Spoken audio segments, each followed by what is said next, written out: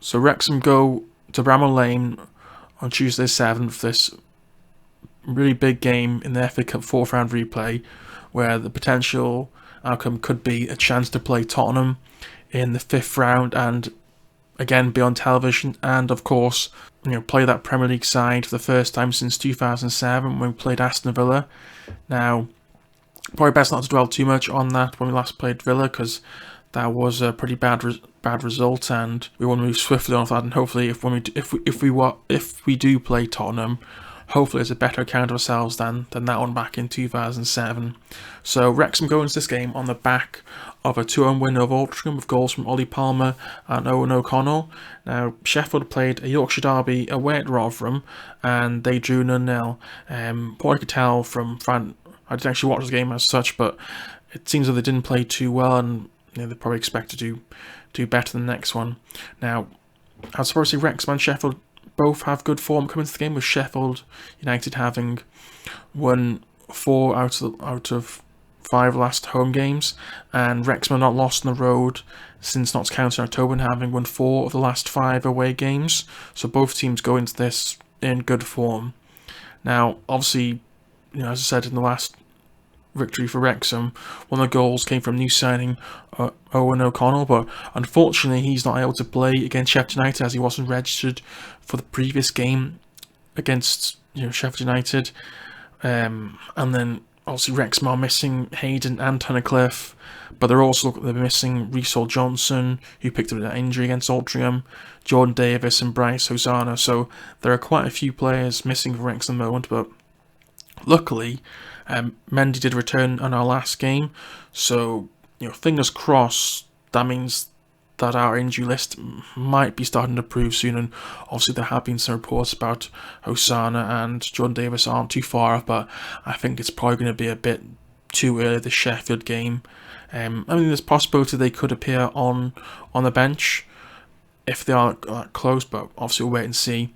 Now, of course, Sheffield United will be missing Jefferson due to that suspension from the last game, but I would think that Sheffield United will play an even stronger side than they played against us to probably try and guarantee a victory.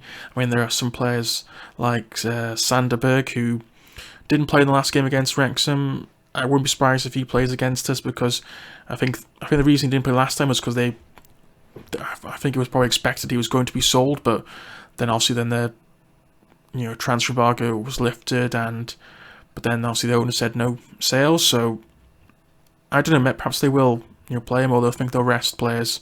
We'll see what happens.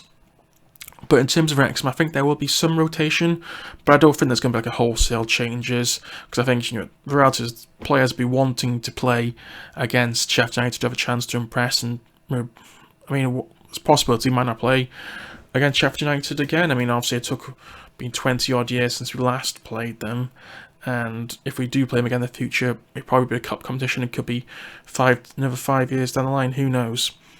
But I do think there will be, like I said, I think there'll be a rotation, but I would predict the starting line to be Howard, Mendy, Cleworth, O'Connor, Tozer and Ford as the defence, because I think Ford missed the last game because his partner was about to give birth, so he should be back for this one. And obviously we desperately need him with the other 2 right backs out injured, and I think Mendy will come in to left back because I think he's come back to fitness, and you can switch out for McFadden. O'Connor can play in defence, so I think he probably preferred there to Lennon. Obviously Toes and Cleworth are pretty obvious, and then midfield, Elliot Lee, James Jones and Luke Young. I think those are quite self-explanatory. No, there won't be much. Obviously Jones didn't actually play in the weekend, so he's probably the freshest out of the whole squad. And I think the front two.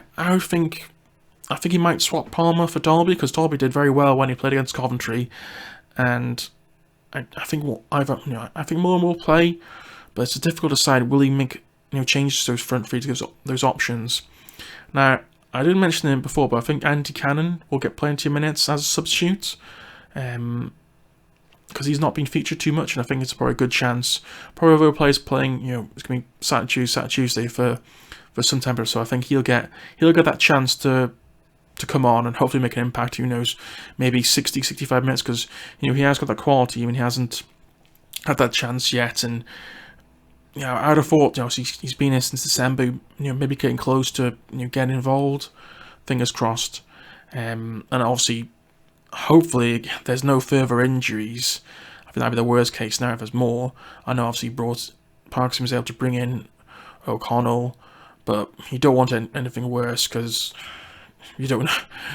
Like I said, it's very, very disastrous for us. Because obviously, even on Saturday, it probably took a bit of time for O'Connell to get used to the system and working with those players.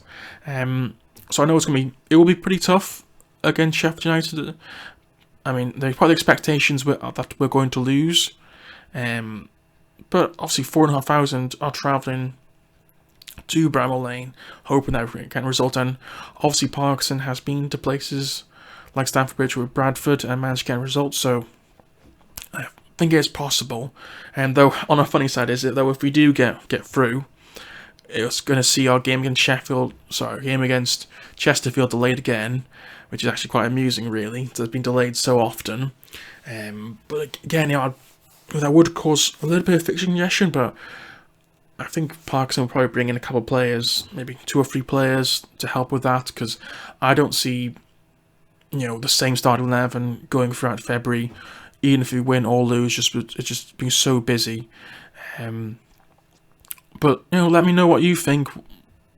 What do you think will win? What the team will be like? Yeah, that's it. So thank you for watching. Come on, you Reds.